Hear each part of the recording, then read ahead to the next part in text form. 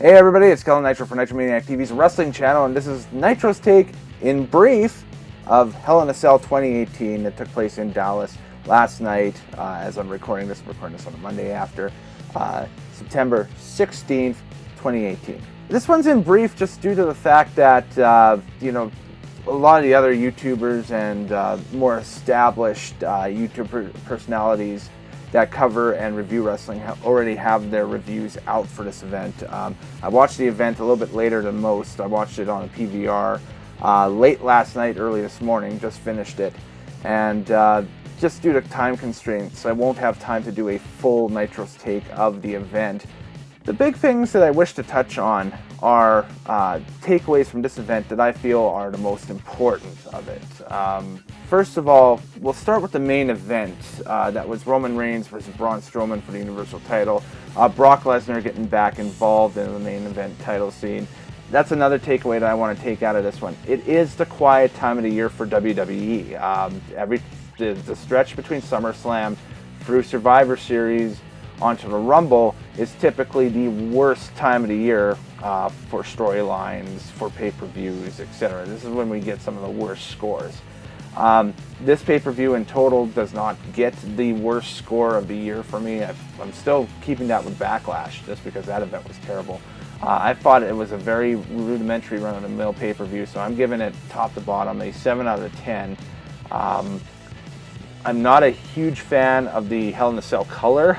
It's just this big obnoxious red thing on your screen. It kind of takes away from what's going on in the ring. I wish that they would turn it back to either a black or maybe just stick with the silver that they were doing for the natural coloring of metal to give it that illusion, or just make it pop better on the TV. The red didn't do much for me. The first hour, again, of the pay-per-view was a ballistic first hour. I thought that the Jeff Hardy-Randy Orton match itself was very entertaining. It had a cringeworthy spot with the screwdriver in the ear. It was kind of a little harkening back to the deathmatch style and that stuff, which, believe it or not, Orton can wrestle a little bit of a hardcore deathmatch style with the best of them. We've seen it in the past with Mick Foley. We've seen it in the past with a few other people. He's very underrated in that style.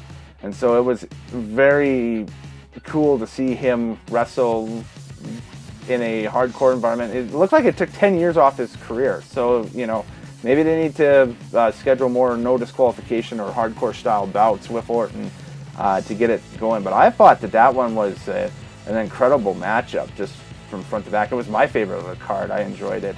Hardy with a big spot at the end. He got his Hell in a Cell in. Time remains to be seen how much longer this current run will last for Jeff in WWE. But man, that was arguably his best match of this run so far from front to back.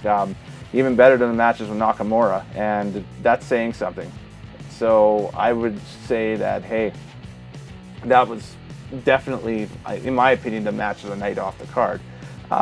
What say you? Throw in the comments below which match, if you did like the card, that you loved off of this card. And of course, Becky Lynch getting the SmackDown Women's title over Charlotte Flair. Hopefully this is a long run for Becky. I can see her holding the belt into maybe the Rumble next year, Charlotte getting it back, and then the rumored super match happening at WrestleMania between Charlotte and Ronda Rousey, potentially a champion versus champion encounter. I don't think that would be a title unification thing. It's a safe bet now going into Survivor Series if they decide to keep the competing brands format that they've had for the past couple of years. Because now you got Ronda, who's the Raw Women's Champion, coming out of last night, and you got a SmackDown Women's Champion that is not Charlotte Flair, it's Becky Lynch. So, the freshness of the matchup and it being a quote-unquote WrestleMania quality type match can be saved for WrestleMania. So I have no problems with that. I'm actually very interested to see that encounter, maybe even more so than Charlotte and Ronda. I think that Becky Lynch could be somebody that Ronda could have a good match with and actually potentially learn a few things from Becky in the ring, just because Becky is such a stalwart veteran and is finally getting a just deserved run again with the SmackDown title. I know she had one off the start of the brand, but it's good to see her back into the fold as that brand's champion. Whether it's as a heel or a face now will be up to what creative deems, even though she has heel tendencies. So that is a problem that could fester into something much worse on the horizon. I'm not saying Roman Reigns levels, but it's very confusing. It's too much shades of gray for pro wrestling, if that makes sense. Again, nerding out there with that.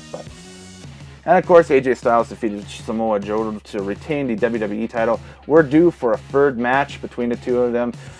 I love this because WWE has not screwed this up like they'd had with the Styles Nakamura feud. They've actually let this kind of play out a little bit more common sense like, and a little bit more, I don't want to say real, but there's not as hokey finishes with the low blow. It's actually wrestling related finishes, like with last night.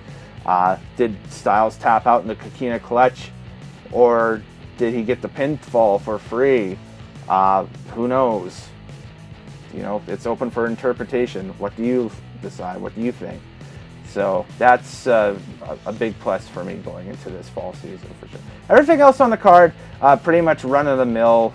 You know, you had the Miz and Maurice defeating Daniel Bryan and Brie Bella in the mixed tag to continue that feud.